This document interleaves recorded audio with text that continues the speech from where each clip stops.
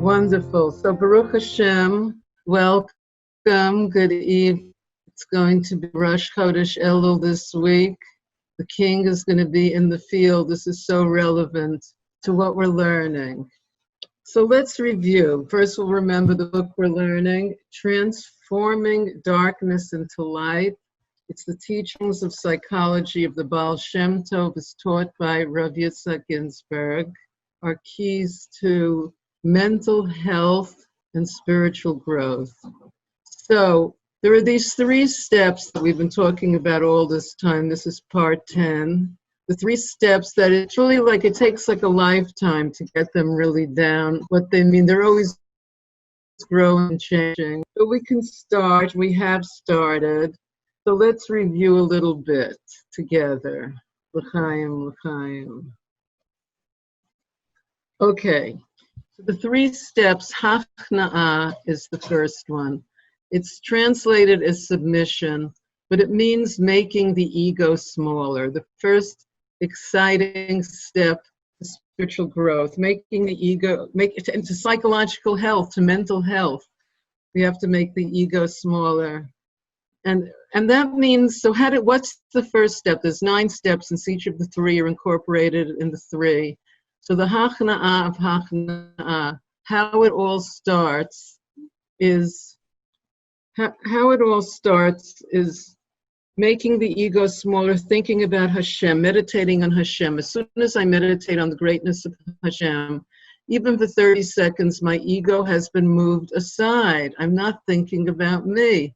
Fantastic. That's the first stage. Second stage, we have to meditate longer on the greatness of Hashem. So this means we already have to be able to start our program of thought management, because what keeps us from meditating longer is that we get distracted by thoughts that take us away. So once we can do that, once we have a real feeling of we're in Hashem's presence, then we can start to look at our shortcomings, or or as we could say in the Hasidic text, how we want to grow. Our shortcomings equal how we want to grow. We can start to be honest about them because we feel Hashem's rachamim and Hashem's presence. And third, the sweetening within hachna'ah is heartfelt and humble prayer to Hashem. So this means, this is the prayer that we've spoken about that's always answered, the prayer to do tshuva. The prayer to do tshuva, which we said is saying to Hashem, I want to do tshuva, I want to get close to you. That's heartfelt prayer. And we know the king is in the field smiling at us. He's proud of us. We've survived up to this point. Here we are, wanting to learn how to grow and change and all of that. He's very proud of us. Look at us. Look at this great group gathered here. Yes. The king is in the field, he's smiling at us, he's proud of us. It makes it much easier to do tshuva, to say I'm sorry when someone loves us. Okay, so a few more words. So we spoke about forgiveness by Hashem is right away. It says in Tanya chapter 11 in Ageres HaTshuva that Hashem has infinite forgiveness, and we can feel the joy of feeling forgiven. Admitting our shortcomings is all that is needed for tshuva. Now that shouldn't be too difficult. So admitting our shortcomings is all that's needed for tshuva. This is vidoy. And that's the part of prayer that Hashem immediately responds to, and we are immediately forgiven. So if you want instant results in your prayers, if we want instant results, tshuva is the way. Now, what about circumstances? We also want to daven for some circumstances to change. So we have to realize that, the quote, realize the responsibility is realizing that circumstances are not the problem. I'm the problem. The circumstances brought this realization, so they're part of the solution. This is an absolutely revolutionary approach to life. You know, a lot of what the Baal Shem Tov taught and what Rav Yitzchak gives over, this is like when the Rebbe would say, care, avel, time, turn over a world today. These are revolutionary ideas. First of all, just when I first heard the word circumstances, like all this stuff, our life, what's happening now? These are circumstances, and circumstances are not the problem. The ego is the problem. So and not only that, these circumstances brought about this realization. So they're part of the solution. I think this really changes how we see our life. This is how we can embrace our life, like to embrace the circumstances of our life. The circumstances are part of the solution. So, okay, so that's the heartfelt prayer. Then we moved on to separation, Havdalah. So it's basically separation from our problems have objectivity. But the first part was, the hachna'ah of it was dismissing negative thoughts. So there we go. This is, first of all, it's so nice. We're empowered. The Baal Shem Tov is empowering us to do this. Someone could grow up. I mean, no one spoke to me when I was growing up about thought management. I had no idea that we had the ability to dismiss negative thoughts. I thought, because we learned that, that brain, what was it? The unrectified subconscious is just capable of thinking anything. And that's where we're getting, okay, but this idea, okay, but we'll get back to that idea. So dismissing negative thoughts, and if this negative thoughts is really tough to dismiss, we learned that, as the Alter Rebbe says in chapter 28 of Tanya, daven to Hashem. If we're obsessed, like Hashem, it's do it for yourself. Do it for yourself, Hashem. It's a piece of your essence in me that's right now not able to deal with my obsessive thoughts. Please save me. It's highly recommended. Okay, so then we get to the second stage. This is the middle, the fifth of the 9 stages, the separation within separation, which means to identify with our divine soul. Identify with the divine soul. So this takes practice. First, we have to remember that we have one. Then we have to interview it. Tell me, what do you think I should do right now? So we want to strengthen it. We want to strengthen our divine soul. So, and what goes with this is I'm dependent on Hashem. So this is the idea of the holy neediness of the tzaddik who realizes, the tzaddik from Tanya, the tzaddik Gamor, that realizes I'm totally needy. I need Hashem each moment. Hashem's rachamim fills the world. So I'm needy. And as opposed to, we spoke about the Russia Gamor, the complete Russia, who feels I don't need God, I don't need anybody. That's the autistic spectrum. I don't need God, I don't need anybody. God forbid. But we know that we do need God and we do need our friends. So this is separation within separation, identifying with the godly soul. And then we get to also this idea of giving credit to Hashem. Giving credit to Hashem for the good that we do is a way to keep the ego healthy, because if we take credit, we'll come to feeling that somebody owes me something. It's magili, it's coming to me. So if we give Hashem the credit, we don't have to go through, because then the ego has to fall. It's not natural for that state. Okay, so all credit belongs to Hashem, and it's not about me, it's about my shlichus. I found this has been my mission. It's about my mission in life. It's not about me. And this redefines our life, because the ego says it's all about me. And I'm saying it's not about me. All the circumstances Hashem gave me are so that it's for my mission in life. I had to have all of these experiences to fulfill my mission in life. All of these experiences, every last one. Okay, so it's not about me, it's about my shlichus. And positive thinking, step 6, the sweetening within separation. Positive thinking, it's a revolutionary idea. Who knew? Positive thinking. And it's active. Positive thinking is active. It takes effort to do it. Because, here's one of my favorite lines, left to its own devices, the mind will tend to fill itself with negative thoughts that spring from its unrectified subconscious. So left to our own devices, when we're left to our own devices, our unrectified subconscious tends to throw us negative thoughts. That's what happens effortlessly. If we want it to be different, if we're bored with that unrectified subconscious sending us negative thoughts, then we have to actively have positive thoughts. We have to actively learn toward. This is mental health. This is guide to mental health. It takes effort. Such a shame. I thought I could just coast along into glorious mental health. But it turns out, no, I have to put some effort. Don't cry. I feel a few tears forming in the corners of my eyes at this sorry note, but all right, we have to face up to it. Of course, we learned about Yosef in the pit. We can have either Torah-oriented thoughts, we can have positive thoughts, or we can just have snakes and scorpions in our minds.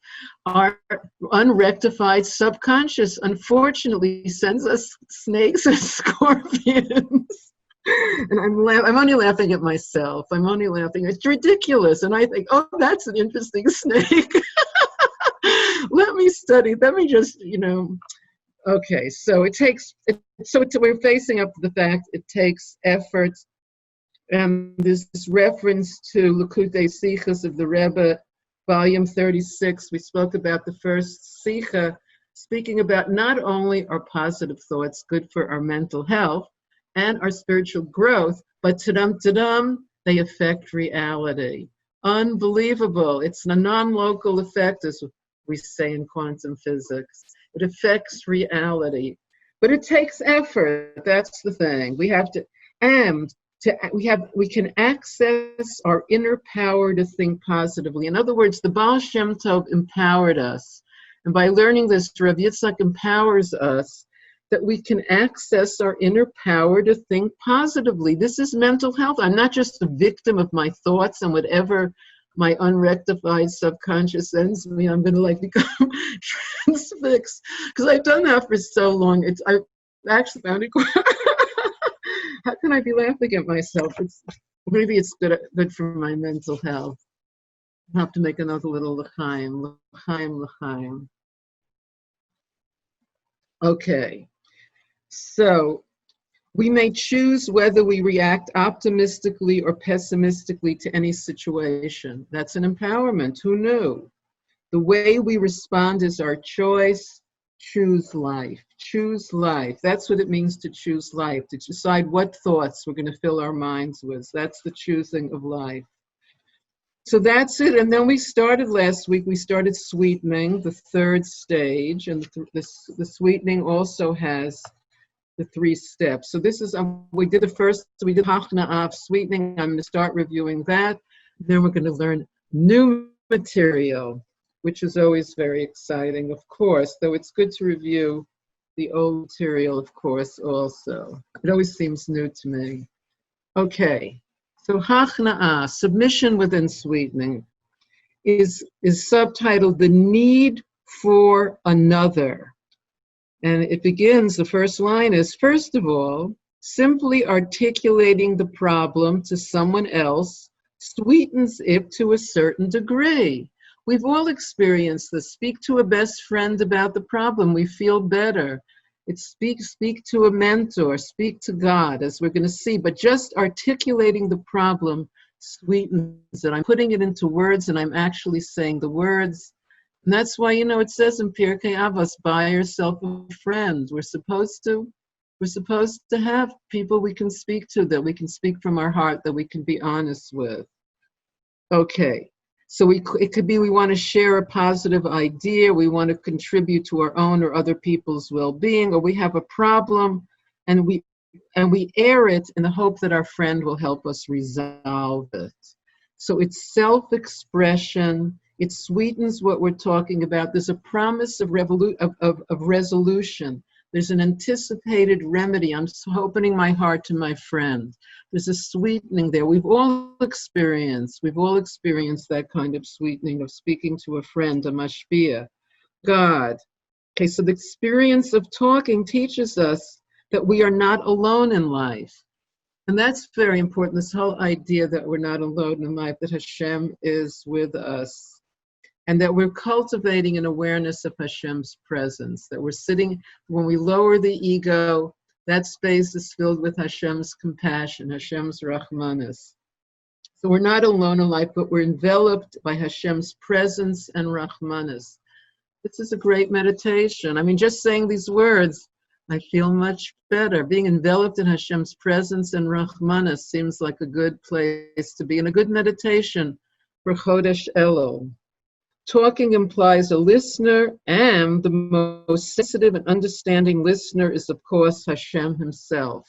Because Hashem understands us. He was there when we went through all those traumatic experiences. He was there with us. He understands us. He understands us. And this is like an expression of our faith in Hashem's unconditional willingness to hear us. Such an important idea to share with us and our children and our students and our friends, that Hashem, our faith in Hashem's unconditional willingness to hear us. And I have footnote 3, we're on page 57 for anyone who likes to look in the book. And footnote 3 for chapter 6 is on 164. Oh, so there's this quote from Tehillim, Ha'amanti ki adaber, as I speak, I believe. It's from the 116 from the Hallel Tehillim. Hashem is described as possessing 13 attributes of rachamim, of mercy, which are, so there's, Hashem is merciful and gracious. And the Ibn Ezra says merciful, rachamim, means that Hashem always foresees our problems and is so aroused to have mercy on us and guard us. And gracious to mean that he always hears us and responds mercifully when we cry out to him. And again, to remember, the prayer that's always answered is the prayer that I want to do tshuva. I want to get close to you. Forgive me. Forgive me. We want that. We want that connection, and we can. And then the circumstances. Then we can deal with the circumstances from a different perspective in life. Okay, what else to say here before we get to the new material? Hashem's Rahmanis. And so a counselor can help us meditate on the absolute reality of Hashem, a friend, a good friend, a mentor. And we can feel Hashem's mercy, his presence. And this helps us ignore our anxieties. And also our counselor can help us in meditative prayer and positive thinking. And here's a good line. The counselor's reassurance that the deep difficulties we have uncovered are not a threat to our relationship with Hashem. And I think that's an important idea. Okay, I see my shortcomings. Wow, still. But it's not, my shortcomings are not a threat to my relationship with Hashem. That's very important to know, that our shortcomings are not a threat to our relationship with Hashem. So we have our relationship with, it's not a threat. We can be honest about it. By articulating our anxieties, we reveal that we're dependent on other people or Hashem. So this is a humbling experience. This is the humbling, the hachna'ah within sweetening. I need a friend, I need God, I need a mentor. This is humbling for the ego. I need someone. That is the first step of sweetening. And now we're up to new material. This is so exciting. So the local solution, separation within sweetening. So we're going to be speaking about this idea of quantum physics, of local and non-local. We're going to get that more clear, what that means, both in psychology, in mental health, and in quantum physics. Okay. So, so we're saying that, of course, our counselor, our best friend, doesn't have the exact same problem. They could perhaps have a more objective perspective on our problem. And since we're ready to we've already practiced dissociating ourselves from our suffering, so we can be open to our counselor's advice. Again, this is a revolutionary idea. I didn't grow up knowing we could dissociate ourselves from our suffering. We are being empowered by the Baal Shem Tov to do. We have to practice. First, we have to know it's possible. no one ever mentioned. Dissociate from your suffering. Doesn't that sound like a good vacation? Because we have to see it objectively in order to know how to deal with it. We have to be able to dissociate from it. And then we can objectively examine our options for resolution. In other words, brainstorming. Have you heard about this great idea? A problem comes up, brainstorm all the possible solutions that you can think of, and then start picking which ones are the best options. And now we get to a little story on page 58. I haven't really gone into a lot of the stories in this book. I've left them to the reader, but this one I'm going to give over because I found a lot of ideas helpful. So there's Esther. Esther believes no one will like her unless she loses weight. No one will like her unless she loses weight, and she's failing to lose weight.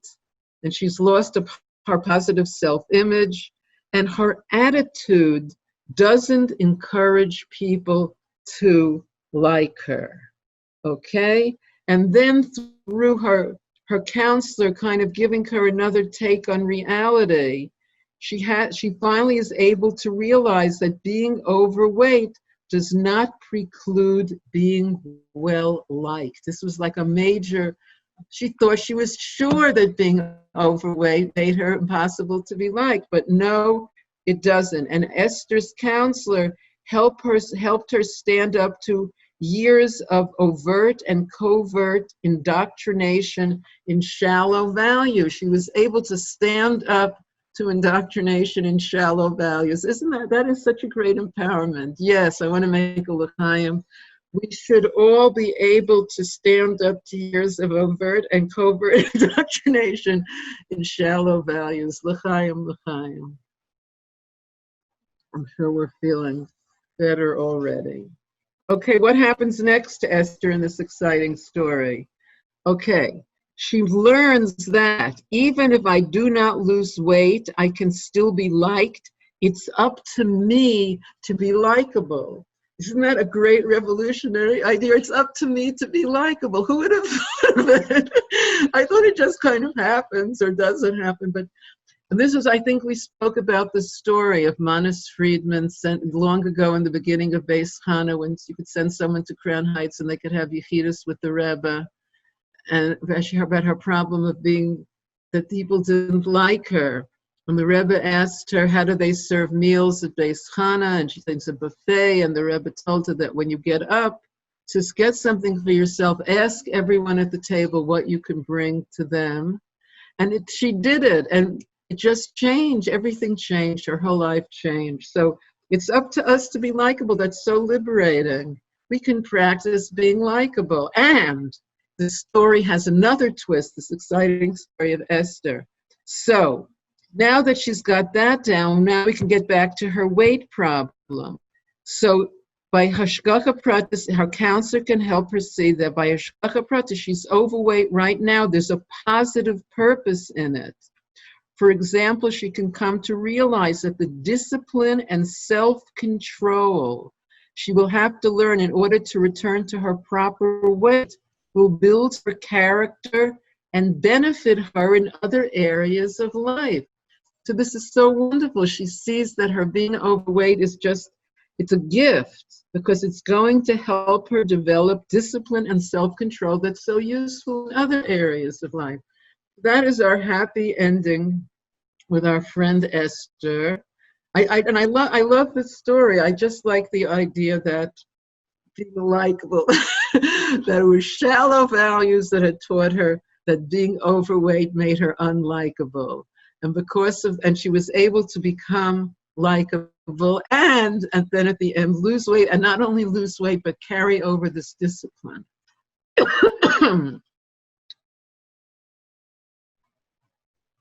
All right. So Esther's counselor helped her rise, we're on page 59, by the way, to a higher level of perception. What was originally perceived as a mutual exclusivity, being overweight and well-liked, becomes entirely plausible. The same is true for many other dilemmas. By helping us rise to a higher level of perception, The counselor can show us how a bind we find ourselves in is often just a result of our own limited conception of things.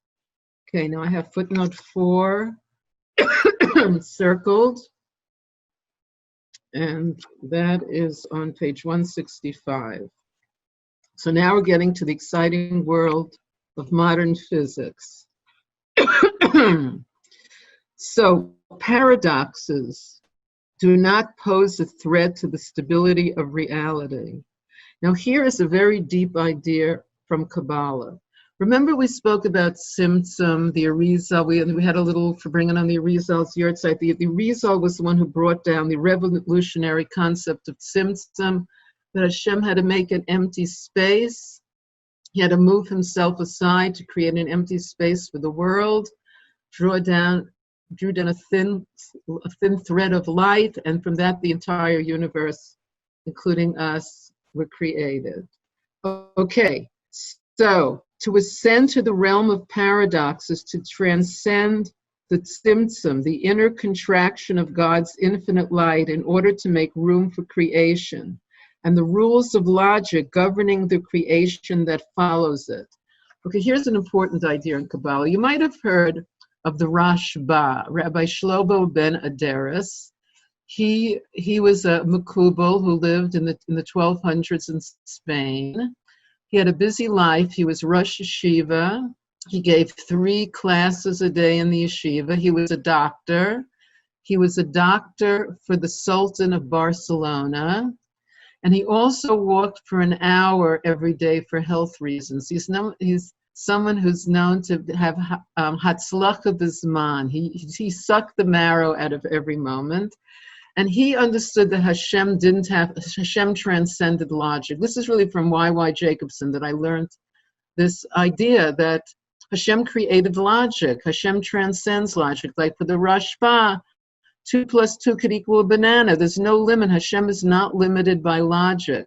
There were philosophers who felt that you had every 2 + had to equal 4, no choices. But Hashem transcends logic. And that place, that's how we bear a paradox. There's so many paradoxes in life. Hashem is the Father of compassion, and we see so much suffering in the world. Or as my neighbor in Crown Heights once said, some of her children only eat the apple cake with cinnamon, and some of them will only eat the apple cake without cinnamon. Life is filled with paradoxes on all levels, and the way to live with them is to go before Tzimtzum into Hashem's oneness. Another vacation location. Okay, so the type of solution we have described here relates only to the level of the psychological wound that has surfaced in the consciousness of the suffering person. So this is a local solution. In other words, we first give someone why does someone come to see a counselor? They have a problem. So that's solving that problem is called a local solution. The next phase of therapy is to find the non-local solution, which tackles the root of the psychological condition, transforming this evil into good. So this is really a revolutionary idea. Just the name, what is this? It took me a long time, transforming darkness into light. Like, we're going to be learning about that. This is like a real thing. We're going to learn how to transform evil into good. So we can. This means this is revolutionary to us. That means I'm going to see my child who's good. That means I can lighten up in life. How am I going to see? What does it mean? And of course, we're only speaking about our own suffering. For other people's suffering, it always has to be Hashem, take away this person's suffering. You know, it always has to be. For our own suffering, we're only talking about dealing with our own suffering, okay? So, transforming evil into good. So now we're turning the page and we're up to sweetening within sweetening. This is the 9th stage, the final stage. Once we have this background, we're going to be able to go and learn the rest of Rabbi Yitzchak's book here. It's a fascinating book, but this is all, we have to have a feeling for Hachna'a, Havdalah, Hamtaka in order to read more book. Okay, so here we go. So the deepest form of help the counselor can offer is to help us come to view the root of our problem in a positive light. Another revolutionary idea. Who knew it was possible to view the root of our problem in a positive light? So the final sweetening occurs when we reach a new, insightful perception of reality, necessitated by the existence of the specific problem. In other words, this problem, we have problems, but this problem is what brought us to a new, insightful perception of reality. I mean, in some ways we can see this, that often people that have had difficult and painful childhoods embark on a search for the truth. They embark on a search for meaning in life, for the truth in life, for real community, for real connection. So on that level, we could say the problem is what brought the redemption, what's brought the solution. So the specific problem is what brought me to search and to find. And if we can adjust our orientation to life, that we will no longer fall into the same trap. So it's saying that to understand the real inner flaw that led to the problem in the first place. So that takes the real inner flaw. So that takes a bit of courage to look at the real. So anytime you might want to look at the real inner flaw, to remember that we're surrounded by Hashem's rachamim. We can only look at the real inner flaw when we first meditate on Hashem's presence and Hashem's compassion. The real inner flaw. Okay, so and this new insightful perception of reality. Here's another last sentence here. Though born of the tension created by the problem, the new perception of reality focuses on something much bigger, the root of the problem, which is our immature perception of reality that allowed the problem to exist and develop. Our immature perception of reality. What is an immature perception of reality? It's all about me. It's all about me. When I first heard the concept, it's not about me, it's about my shlichus, I didn't know what it meant. Like, I couldn't really grasp it. But now it's like one of my biggest tools of mental health. It's not about me, it's about my shlichus. It's an amazing idea. That it's not about me. I can lighten up. It's not about me. And we have to really explain it very well to the ego and not take it's about me. So what we're calling that, it's about me, is an immature perception of reality. So now Baruch Hashem, the Baal Shem Tov and Rabbi Yitzchak are empowering us to have a more mature perception of reality. Okay. Positive reinterpretation of the problem is based on Kabbalah and the Baal Shem Tov's perspective on Hashgacha Pratis, divine providence. So this is a very important idea, this idea that every single detail in our life, every turning leaf in our life is divine providence. There were no mistakes in our life. Every single detail was what Hashem gave us, the circumstances of our life. It's for my shlichus. It's for we should become deeper people and more compassionate people and less judgmental people. Yes, because that's good for our shlichus. It's good for our mission to be there for other people. I love that idea. Yes. Okay. So, and then we have a little Kabbalah here. How the Kabbalah, the view of evil in Kabbalah, the bottom of page 60. We are taught in Kabbalah that for anything to exist, even the worst evil, there must be a spark of divine energy, an element of Hashem's will within it. Hashem's will, for anything to exist, there has to be an element of Hashem's will within it, a spark of divine energy. In the case of evil, this divine spark is obviously hidden, since the very reality of evil is the denial of Hashem or His will. I found that very helpful. What is evil? If that was the quiz question. It's the denial of God or the denial of Hashem's will. It's like such a simple definition. This is what it is. Now we know what it is. Okay.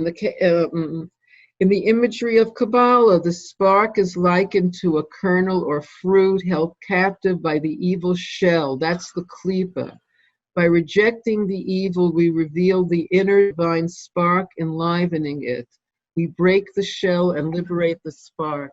And this is what it means, this is really what recuperation from reliving trauma is understanding the divine spark and there was an element of Hashem's will there, and that what Emunah is coming to terms with it, strengthening our Emunah, that whatever Hashem does is for the good, even if we don't see it. This is what the Rebbe said, was from the time when he was a child, Oda Hashem ki anaftabi.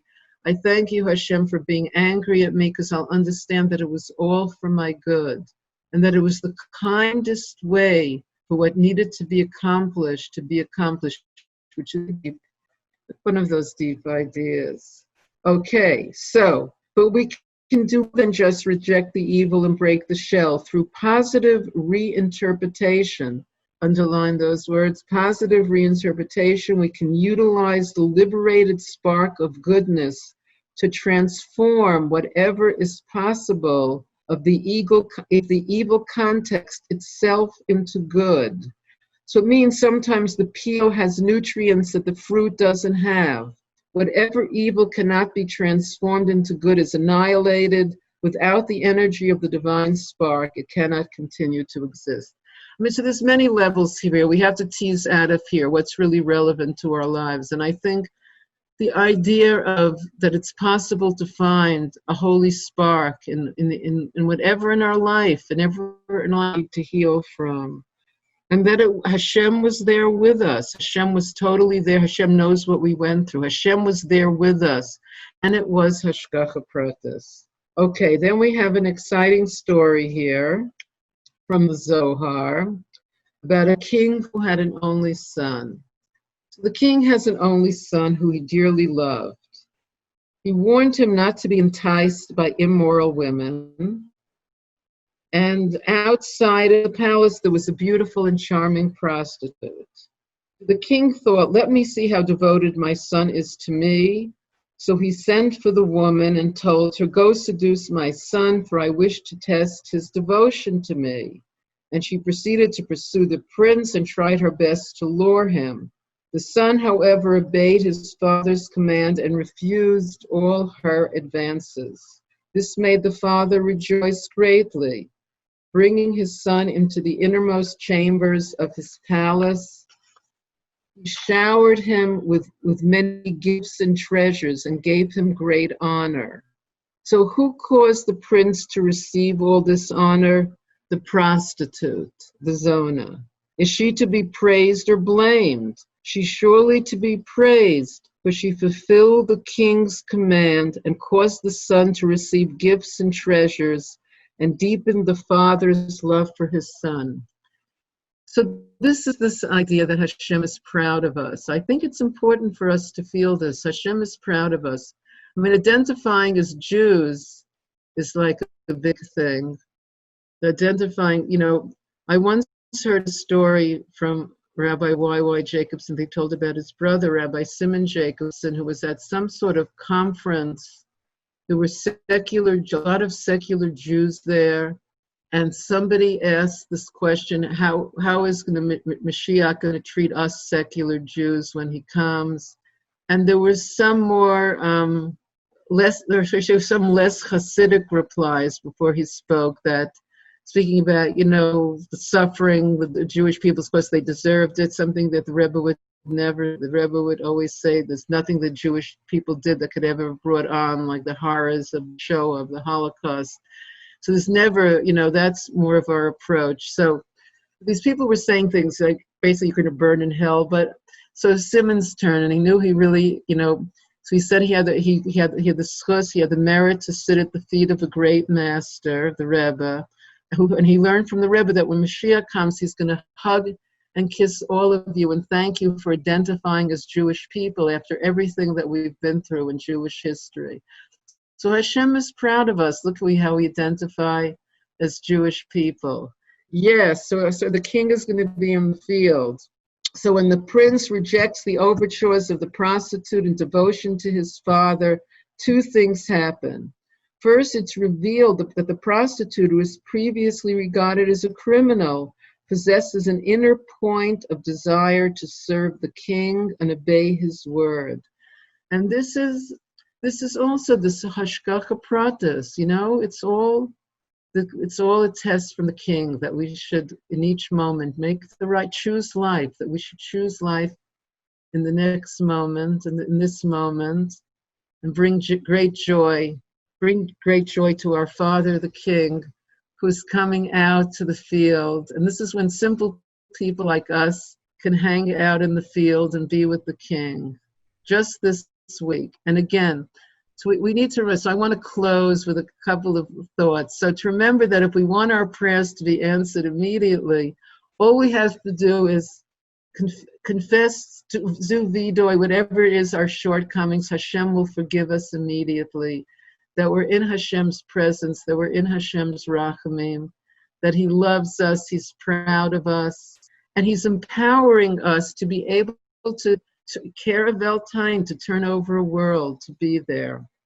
So now in our last couple of minutes, if a few people want to more turn on their phones and waves so we can see that we're bringing here. Oh, look, a friend.